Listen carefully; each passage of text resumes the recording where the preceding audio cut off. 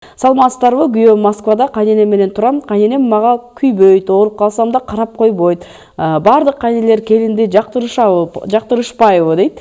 Келинин кызынан да жакшы көргөн, кызынан да жакын көргөн кайнелерибиз дагы аябай көп. Бирок баягы мени карап айтат, ооруп калсам деп эле ал кайненени жаман көрбөш керек экен. Сиз айткандай таш менен урганда аш менен ур. Ал эми кайненеге бул таптакыр эле баягы мээрим төксөң канчалык көп мээрим төгө бериңиз, сабыр кыла бериңиз. Анан бир күн болсо бир күн кой, ушул келиним эле мени жакшы окшойт, ушу келиним эле колунда калат окшойм деп калат эмеспи? Мен жакында бир келинден уктум да, ушу кайненесинен запкы жеп жүргөн бечара болчу да, анан кийин ооруп калды дейт. Ооруп калганда баламды кийиндирип алдым дейт, өзүм жакшынакай кийинип алдым дейт, тамак ашты бышырып алдым дейт, фруктун салып алдым дейт, анан бир кичинекей гүл алып алдым дейт. Аны балама карматып койдум дейт. Анан элдин астына барып, жана тамак ашымды коюп, апакебай бети башынанөөп тигинтип мынтип өтсөм дейт. Баягы кайненем дейт, ушундай мынтип мени карап, тигинтип карап, балекетиң алайын, сенден садака болуп кетейин. Мен сени эмне урушуп жүргөм кокуй. Жакшы турбайсыңбы деп. Сен жакшы турбайсың. Ушундай кылып алып келе, мына ушул жөнөкөй эле нерсе экен го, Бир күнү жакшынакай тамагын алып барып, гүлүн алып барып, апакебай жакшысыңбы деп бетиненөөп, ооруп калганда, сен оорубачы, айланып кетейин апакебай. Биз сага келдик, ушуну жеп алчы десе, балекетиң алайын, садагаң болуп кетейин. Кандай сөздөр чыгып атат. Мына бүттү, ушундан ары мамилебиз мынтип өзгөрдү. Бир эле жакшы сөз. Албетте. Ушу бир жакшынакай мамиле, бир жакшынакай. Ушунун баарын кечирип койсун дагы, жанагындай эле мамиле кылып кетсе, баары жакшынакай болуп өзгөрүп кетет. Апасын кечкеле, балдарын кечкеле өлүп калгыр деп уруша берсе эмне болот дейт. Саламатсыздарбы, апамды жакшы көрөм дейт. Негизи эле ушул СМС билдирүүлөр көпчүлүгү кээ бирлер апамды аябай жакшы көрөм десе эле, анан баягы келиндер чыгып атат, кайненебиз мындай, кайненебиз тигиндей депчи. Ушу келиндер жөнүндө да кыскача айта кетсек, көпчүлүк келиндер бүгүнкү күндө баягы ойлошот, келгенде эле эчтеке мага кайнене сүйлөбөш керек, эчтеке деп айтпаш керек, менин өзүм укугум бар, мен бул үй бүлөдүн мүчөсүмүн, мен да адаммын деген принциптер менен келет. Баягы анан өзбек ажы да көп айтат, императрицадай болуп келип алып, анан үйдү дагы эртеси күндө өзү императрицадай алып жүргөндөр бар депчи. Ошого дагы баягы насихат айта кетели, кыска бир 2-3 мүнөттүк убактыбызды ошо келиндерге насаат кылалы. Жанагы өлүп кетсин деген сөздөр айтылбаса жакшы болот. Анткени сөздүн эмеси жаман да, жаман сөз, жаман эле нерсе. Ал эми келиндерге болсо ыйман берсин дейли, сабыр берсин дейли.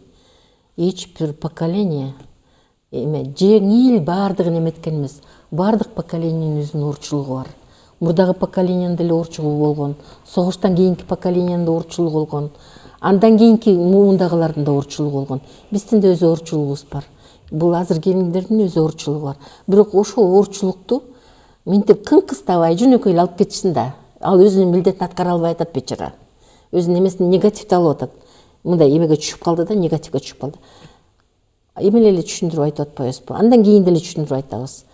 Келин деген оордун билсе, жакшынакай өзүн алып жүрсө, өзүнүн эмесин вазифасын аткарса, келин дегенге ким кубаныч менен тосуп албайт.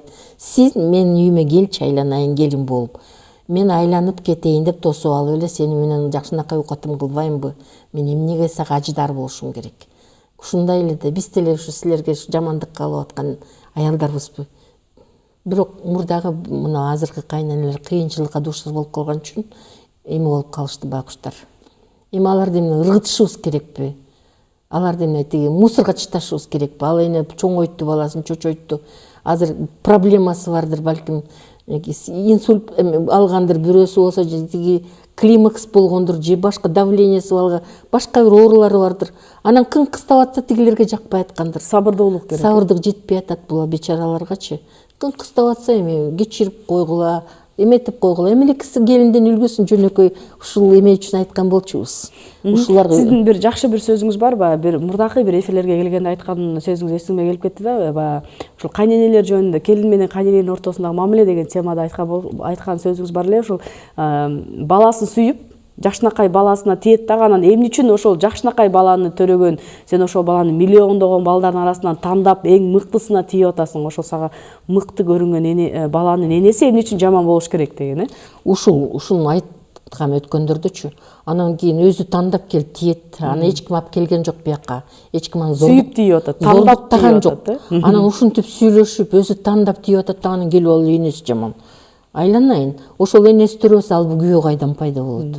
ошол ушул асаптардын баары бир күндө момтип вычеркивать эткенге кандай болот? Болбойт да андайчы. Анан ал кыйынчылыкта болуп калганда эле сразу энеси жаман мындай деген туура эмес.